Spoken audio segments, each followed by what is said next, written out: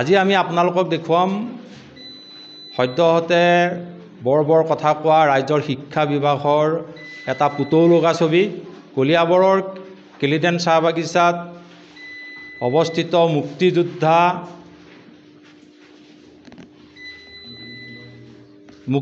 নবীন চন্দ্ৰ ভূমিজ আদৰ্শ বিদ্যালয়খনৰ ৰেৰূপ।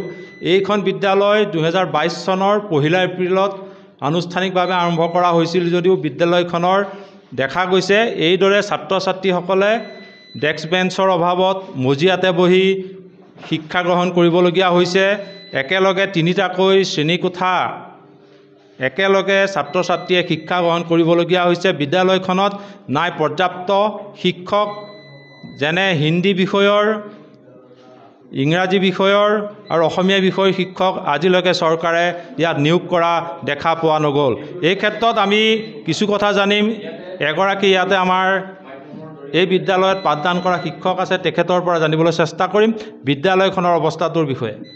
হয়, দেখা গৈছে আপোনাৰ বিদ্যালয়ৰ 3টা শ্ৰেণী পাঠদান একেটা কোঠাতে কৰা হৈছে, কি ক'ব আপুনি? হয়, মানে জেগাৰ অসুবিধা, তাৰ উপৰি শিক্ষকো নাই, সেইকাৰণে একেটা ৰুমতে কৰা হৈছে। ছাৰে তেনেকৈ কৰিবলৈ দিছে আৰু নতুন বিল্ডিংটো বনাইছে, এইটো পৰহি আমাক চঞ্জাই থৈ গৈছে শনিবাৰে, গতিকে এতিয়া তালৈ চিফ্ট কৰা হ'ব। আৰু কিন্তু দেখা গৈছে আপোনাৰ বিদ্যালয়ত আমি দেখা পালোঁ যে ছাত্ৰ ছাত্ৰীসকলে ডেস্ক বেঞ্চৰ অভাৱত মজিয়াতে বহি পাঠ গ্ৰহণ কৰিবলগীয়া হৈছে। হয়, কিয় হৈছে? ডেস্ক বেঞ্চ দিয়া নাই চৰকাৰে, এতিয়ালৈকে কোনো ইনফ্ৰাষ্ট্ৰাকচাৰ নাই।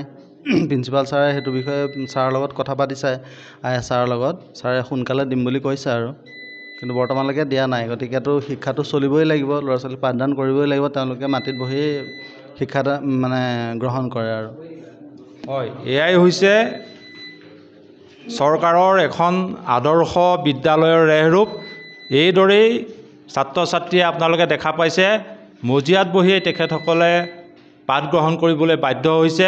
কিন্তু 2022 চনত আৰম্ভ কৰা এই আদৰ্শ বিদ্যালয়খনৰ এনেদৰেই ঢাকঢোল কোবাইছে চৰকাৰে আদৰ্শ বিদ্যালয় বুলি। আচলতে সকলো কথা যেন ফুটুকাৰ ফেন। হয়, তুমি মজিয়াত বহিয়েই পাঠ গ্ৰহণ কৰি আছা, কেতিয়াৰ পৰা কৰি আছা? তুমি পাঠ যে গ্ৰহণ কৰিছা, তুমি কিহত কৰিছা? ডেস্ক বেঞ্চ নাই?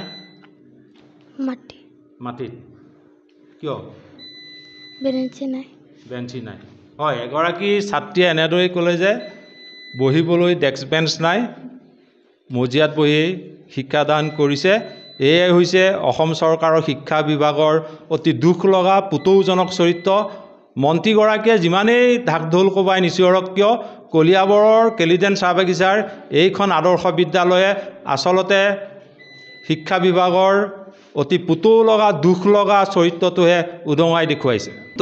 আজি চাহ বাগিচা অঞ্চলত আজি আদৰ্শ উচ্চ মাধ্যমিক বিদ্যালয় স্থাপন কৰি আজি আদৰ্শ উচ্চ মাধ্যমিক বিদ্যালয়ৰ পৰিৱেশ হোৱা নাই। কাৰণ কিয় হোৱা নাই? আজি ছাত্ৰ ছাত্ৰীৰ মাজত আজি শিক্ষকৰ অভাৱ হৈ আছে। আজি আমাৰ বিদ্যালয় স্থাপন কৰিছে, কিন্তু ইমান এটা জৰাজীৰ্ণ অৱস্থা হৈ আছে। আজি পকী বেৰ এৰুৱাই গৈছে, আজি বিল্ডিং যি অন্তৰ্গাঁথনি নিৰ্মাণ কৰিছে তাত চোৱা চিতা কৰাৰ কাৰণে আজি মানুহ নাই। আৰু ছাত্ৰ ছাত্ৰীৰ বিভিন্ন ধৰণৰ আজি ডেস্ক বেঞ্চ আছে, খোৱা পানী, বিশুদ্ধ খোৱা পানীৰ অভাৱ বুলি আমি ইতিমধ্যে আমি গম পাইছোঁ। এনেকুৱা যদি অভাৱৰ সন্মুখীন হৈ আমাৰ চাহ বাগিচাৰ ছাত্ৰ ছাত্ৰীয়ে, এইটো ভয়াৱহতা এটা ৰূপ হ'ব। আৰু এই ক্ষেত্ৰত আমি আমাৰ কলিয়াবৰ স্থানীয় বিধায়ক তথা অসম চৰকাৰৰ স্বাস্থ্য মন্ত্ৰী কেশৱ মহন্ত